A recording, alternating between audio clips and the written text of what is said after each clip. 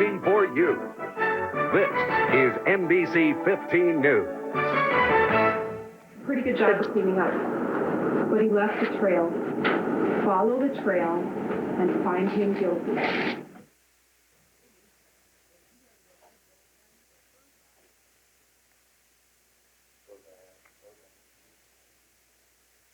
Good evening, everyone. I'm Diane Carbonera. Ramon Sanchez-Diaz is accused of brutally raping and murdering 65-year-old Dorothy Kern in June of last year. Testimony was heard all last week in the case, as well as this morning. The jury began deliberating just a few hours ago. Erica Lewis joins us now live from the courthouse with more on the story. Erica, what's happening out there? What is the latest? Well, the jury received the case about 4 o'clock this afternoon, and they're still deliberating as we speak right now. Now, the panel of 12 heard testimony from the last of the witnesses earlier today before hearing somewhat heated and lengthy closing arguments from both the prosecution and the defense. Now, the prosecution opened by saying the defendant was in Kern's apartment when she was murdered, and fingerprint as well as DNA evidence prove it beyond a reasonable doubt. Now, the prosecution also said the sexual assault to Kern follows a string of previous sexual assaults by the defendant. Now, the defense argued there were serious flaws in the prosecution's case, such as there was no hard evidence of sexual assault. Now, the defense went on to say even if evidence proved Diaz was in the victim's apartment, that isn't proof that he committed the murder. Now, the prosecution reiterated that Diaz had lost his temper earlier this week during the trial and said that's proof that he's got a very short temper. But, Diane, the defense said that many people may not like the defendant. In fact, many of the jurors probably don't like the defendant, but that's not really proof that he is a murderer. Of course, you have to set your feelings aside and be impartial when on the jury. Mm-hmm. Erica, any idea how long the jury will be out? Well, of course, as with any case, no one knows for sure how long that the jury's going to be out deliberating. All we do know is that they have to decide the guilt or innocence of Sanchez-Diaz on the charges of first-degree intentional homicide, which carries a maximum penalty of life in prison, as well as the second-degree sexual assault charges, which carries a maximum penalty of 20 years behind bars. All right, thanks, Erica Lewis, reporting live from the courthouse. We'll, of course, have more on the story tonight at 10. Mm-hmm. Fire investigators believe an electric heater may have caused yesterday's fatal house fire in Burke, in the town of Burke, that is. 34-year-old Philip Kenneth died in that blaze. Firefighters found him in the second-floor bedroom. His parents, however, escaped unharmed. Damage is estimated at around $15,000. The mild temperatures this winter could mean a faster finish for one area road construction project. The Badger Interchange project, which started last year, is now on schedule to be done by Labor Day instead of November. The end result will be 6 lanes of traffic between the Badger Interchange and the Beltline. 21 bridges will also be replaced or rehabilitated. Officials say there's one simple reason why El Nino is good news. They're very, very pleased that the temperatures have been up above freezing. They don't have to take as many breaks to warm up. New area road construction projects will get underway in April. Well, the mild weather continues. We can hardly remember our last big snow, and for me, that's a good thing. I don't know about you. Let's check in now with Amy Carlson in the weather lab for first forecast. Amy. And Diane, believe it or not, we've had the same amount of snow that we normally have throughout a year. It's the warm temperatures that continue to make a change in things, and it looks like they will stay with us through the next week, and maybe a little precipitation tonight. Let's take a look at our first forecast. Possibility for some rain mixed with snow tonight as the temperature could fall below the freezing mark. Right now, in fact, we have a little bit of light rain that is falling throughout southern Wisconsin, especially around Mineral Point and Dodgeville, moving into Dane County. Very light rain at this point. And once again, if the temperature drops just a little bit, it could become a rain mixed with snow. But for right now, it looks like a very light precipitation event. But more is on the way, and I'll have details about that coming up in just a bit. All right. Thanks, Amy. Also in the news at this hour, negotiations continue in Racine today to try to prevent a shutdown Monday of the 21,000 student school district. Teachers and district officials are in a 5-year-old contract dispute. Officials have closed schools until the impasse is resolved. Widespread teacher absences had closed some schools before the district's decision. Both union and school board officials say they are hopeful that meetings today can resolve the conflict quickly. Wisconsin's old welfare system is about to end for good. The last AFDC, or Aid to Families with Dependent Children, checks go out to Wisconsin residents March 1st. The state W-2 agencies say they've tried to do everything possible to let recipients know of the date. Notices and flyers have been sent out, and ads have been running on TV and radio. Unless recipients register in the new W-2 system with their county office, all checks sent to them will stop. Men who fail to register with the U.S. Selective Service System could be denied a driver's license in Wisconsin. A new bill sponsored in the legislature would make it impossible for non-registrants to get financial aid from the UW system as well. They could also be denied some jobs with the state and the university. The Selective Service can be used to draft young men into military in the event of a war. The hearing is scheduled for this Wednesday at the Capitol. A state assembly page who criticized Speaker Scott Jensen is now out of a job. UW sophomore Jenny Cole-Opitz complained to the Badger Herald student newspaper that Jensen once sent her to buy him a soft drink. Assembly Sergeant-at-Arms says the student was fired for disrespectfully treating lawmakers, not for talking to the newspaper. A Jensen spokesman says he didn't ask for the dismissal. He also says he didn't know about the page's comments. Madison's funny man is anything but forgotten. Coming up next, some of his friends gather in New York to send a special message to a lost colleague in comedy. You're watching NBC 15 News with anchor reporter Diane Carbonaro, weather with Amy Carlson, and sports with Rob Hudson. Monday at 10, many college students balance school, relationships, and work to pay for it all. Their grades are suffering because they work too much. An NBC 15 News in-depth report, Monday at 10, only on NBC 15 News. Want to know how the news affects you? Want the story behind the story? NBC 15 News in-depth digs deeper to give you more information. The news, plus how the news affects your life. NBC 15 News in-depth, working for you. Closed captioning for NBC 15 News is brought to you by American.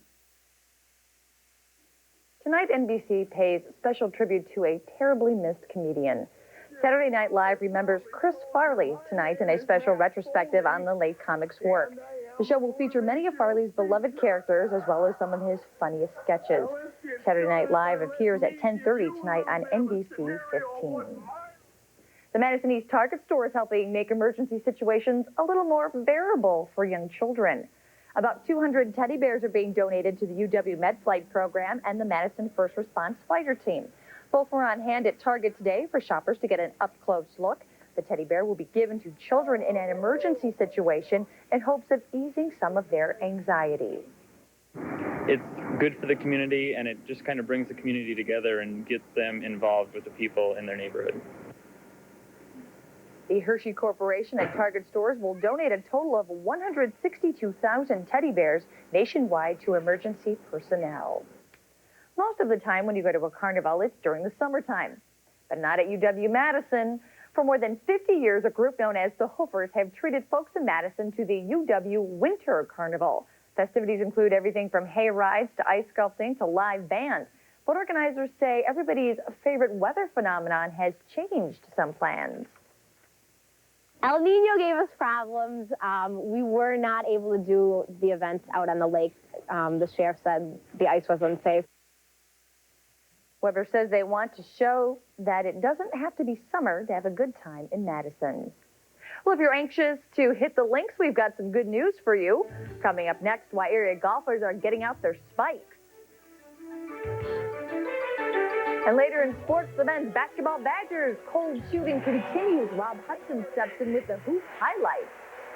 And have your tulips poked out of the ground yet? Amy Carlson will have the weather details next. Worried about severe weather? The way you see it will never be the same. Introducing the NBC 15 Storm Team Weather Lab. Advanced weather technology working to protect you. Right now in the Storm Team Weather Lab, we have developing The thunderstorms. NBC 15 Storm Team Weather Lab. Taking weather forecasting into the next millennium. Currently, Storm Team Doppler radar showing A team with experienced meteorologists led by Chief Meteorologist David Joy. The NBC 15 Storm Team Weather Lab. You'll never look at severe weather the same way again. Only on NBC 15 News. Amy Carlson is in now to look at the weather, I should say. And I don't know, we got a little activity maybe coming our way tonight. A little precipitation. Looks like a little bit of rain, a little bit of light drizzle. Nothing too serious, and it doesn't look like it's going to present any problems. But it does look like we have some more rain on the way, at least for next week. Not a whole lot of sunshine in the forecast, but we'll try to find some a little bit along the way. Let's take a look at our forecast for tonight. We're looking for cloudy skies, possibility for some rain mixed with snow. It looks like the low temperature should fall through the 30s. Few places could see a low temperature falling in the 20s. In that case, it would be a rain-snow mix. But currently here in Madison, we're at 40 degrees, no wind report. Humidity is at 67 degrees. And as we check our neighborhood weather net, this is from New Glarus. Tonight, the Storm Team weather net brings us a temperature of 39 degrees in New Glarus with light winds, pressure steady at 30.01, and humidity is at 76%. Now let's take a look at the precipitation that's moving through Wisconsin. And here you can see a little bit of the rain moving through southwestern Wisconsin, especially around Dodgeville and Mineral Point. They are reporting a little bit of light rain. Earlier today around Lancaster, they had a little bit of light rain. It continues to head our way. It looks like drizzle or a little bit of sprinkle activity, nothing too heavy. And rain also continues through Iowa and even a little bit to the north. La Crosse earlier reported rain too.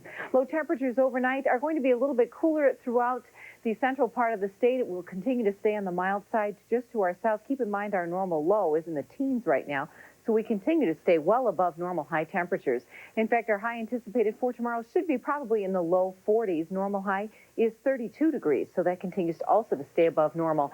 Here's a look at what we're expecting for precipitation tomorrow. It looks like rain should start to move through southwestern Wisconsin tomorrow morning, but by tomorrow evening, a better chance for some rain moving in all the way through central Wisconsin. Cloudy skies are expected throughout the rest of the area. In fact, our current temperature is 40 degrees here. As I mentioned, still very mild. Right now it's 35 degrees in Green Bay. It's 42 degrees in Chicago at this point. But here are the big weather makers that will be affecting us. One of them right now is down through Texas. They are reporting tornadoes all the way down through Brownsville and San Antonio, Texas. It's all associated with a low pressure system that continues to head off to the east. It will continue to bring some wet weather to the Mardi Gras celebration, and it also continues to pump quite a bit of moisture just to the north. And as a result, the moisture moves in, the clouds continue to stay, and we look for a good possibility for some wet weather along with it. You can see a little bit of rain falling through northern Missouri at this point also. The other big weather storm or the other big weather maker has been out through California all the way up and down the Pacific Northwest. They continue to have very heavy rain. Once again, mudslides have become a problem. But once again, you can see the clouds continue to roll in through Wisconsin. It looks like the only sunshine for today occurred out on the East Coast. Let's take a look at tonight's forecast then. We are looking for a possibility of some rain mixed with snow. Very light drizzle anticipated. Winds will be out of the southwest to south at 5 to 10 miles per hour. Then for tomorrow, cloudy skies are expected along with, right now it looks like a 50% chance for some light rain to occur mostly in the afternoon through tomorrow evening. A high tomorrow, 41 degrees. And the extended outlook, well, you know, I put that little sunshine in there just because I thought we needed a little something. It's getting just downright dismal. And blame it all on that El Nino stuff. We've been talking about that for how long, and it just continues. High temperatures continue to stay well above normal. But the wet weather and the clouds, unfortunately, stay with us, too. Maybe a little sun in your 5-day forecast may be the only one we see for a while. Let's hope it occurs. All right. Thanks, Amy. Well, all you golfers out there, it's time to haul those clubs out of the closet. Southern Wisconsin courses are beginning to open up for play because of record temperatures in our mild winter. With barely a snowflake left to see, course operators are anxious to let those eager duffers back out on the fairways. We might have one or two open on a weekend, but nothing like this, where we've had no snow. And again, with the weekend supposed to be drying up, looks like we'll get a lot of play. The record for Madison City courses opening is March 21st. City course operators say if the warm weather keeps up, they'll break the record with ease.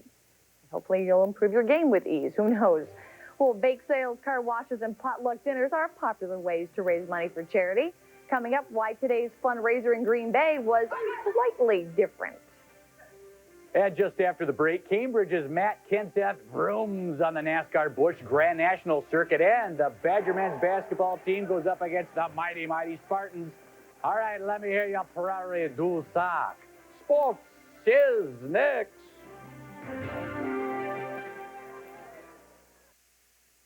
Rob's announced to look at sports, and I have to ask you, is that your Team USA tie there? Yeah, it's a little too late, though. I mean, you know, I was going to wear it for the big gold medal hockey game tonight, but no, didn't happen.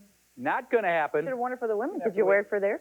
I was off that day, so I watched it. Oh. Now you tell me how we're going to segue from Olympics into Badger basketball, Smarty Pants. That is not my problem. You are the sports guy. All right, let's go. Badger men, you know, it read almost like a script. A fast start followed by a second-half collapse against Michigan State. The Badgers hand the Spartans at least a share of their first Big Ten title since 1990. At the House of Coal we go. Mateen Cleaves playing the role of cheerleader in the first half anyway. Just more than 3 minutes gone by in the game. Sean Doherty lays it up and makes it 10-2 Bucky. Wisconsin's going to roll on after that. Mark Vershaw with the nifty jumper. 8-point lead by the Badgers. 17-9. Zenkowski with the hoop. The Badgers take a 6-point lead into the half, and this kid's happy, and his folks are happy. Everyone's happy till Mateen Cleaves gets in the game. It's 28-25 Wisconsin. Then Cleaves again, this time a layup. 39-45 Spartans. And a huge dunk. Jason Klein. Oh, brings it down. 49-39 Michigan State. Biggest lead of the game for the Spartans. A.J. Granger, the nice move for the layup. 51-42 State. The Spartans win 56-47. And, yes, the kid's face tells it all. Happy, then sleeping. Unfortunately, shooting is perhaps the most important skill in the game, and we don't have that to the degree that you need to compete at this level, and we're paying a very heavy price. So Michigan State has at least a share of the title. They're ranked 14th nationally, right? Now, Purdue is 3rd in the conference heading into the weekend, but ranked 5th in the country. Makes perfect sense, right? Purdue at Penn State. Gene Katie, get your dog out of my yard. Oh, kind of. Come on, work with me here. Kelvin Booth, the jab, 46-44 Penn State in the second. Then Pete Lisicki held scoreless until this bomb. Makes it 56-51 Penn State. Then Joe Crispin, 67-59. 74-63 Penn State upsets Purdue. Well, if you've ever been to a race at Madison International Speedway, chances are you probably heard the public address announcer refer to Matt Kenseth as Matt the Brat. Well, today, just call him Matt the Champ. Yes, that's right. We go to Rockingham for the Busch Series, Good Ranch 200. Kenseth in the 17 car in the last lap, battling Tony Stewart in the 44 car. Pulls off the move just before the finish line to take the checkered flag. Then Kenseth's crew goes nuts, and Kenseth says, "Time to make the donuts." Right all over the infield. Boy, that'll look pretty on TV tomorrow. Way to go, Matt. Stewart finishes second. Mark Martin finishes third. Congrats to Matt Kenseth. Well, it's official. The North Americans are a flop at the Winter Games in men's ice hockey following last night's bronze medal game between Finland and Canada. Superstars Eric Lindros and Wayne Gretzky, just not enough gas left in their tanks following that loss to the Czech Republic. The Finns playing without the Finnish Flash, Teemu Selanne, beat the Canadians 3-2 to claim their second consecutive bronze at the Olympics. Canada goes home empty-handed, along with the U.S. and Sweden. The top 3 favorites are gone. The Czechs and Russia battle for gold tonight. The Packers finally gained a player from free agency instead of losing another. Green Bay signs free agent linebacker Antonio Freeman, who's been with the Lions since '93. The Packers are projecting London to be a backup for George Kuntz. And it's not even the last week of February yet. That hasn't stopped El Nino from getting into spring, so why should the WIAA be any different? Let March Madness begin. Yes, indeed. We're going to start off with swimming. Division I, 100-yard butterfly state finals, top show of Madison Memorial. 9:52.80, good for second place. The 200-yard freestyle relay, the Big 8, well represented as Memorial, West, and Middleton go 3, 4, and 5. But here's your finals. Homestead, your winner, followed by Arrowhead. Memorial finishes third. West finishes fourth. Hockey regional finals over at Madison Ice Arena. It's Memorial taking on Reedsburg. And this one, not really even close. Reedsburg on the power play. You can never tell by the way Dan Plord is dangling. Yes, dangling. And then goes 5-hole for the goal. The shorthander, 14-0. Memorial, the winner, over Reedsburg. Ouch. Let's hit the mat. Sectional wrestling from Janesville. Quarterfinal action at 150 deuce. Monroe's Jason Smith and Milton's Dan Shaw. Even at 4. Late until Shaw escapes for a 5-4 win. 160 pounds. 160 pounds. Craig's Nick O'Neill moves on to the semis with a second-round pin against Rick Terrell of Milton. And at 171, top seed Nick Bolig of Verona. No problem as he notches the pin. Madison Steve Stricker is 3 under par at the Tucson Open. David Duvall is in the lead at 16 under par. The Badger women's tennis team loses to Pepperdine, 10th-ranked team in the country, 5-2 at the USTA Indoors. And Cami Granado is going to have the honor of carrying the U.S. flag at the closing ceremonies for the Winter Games in Nagano.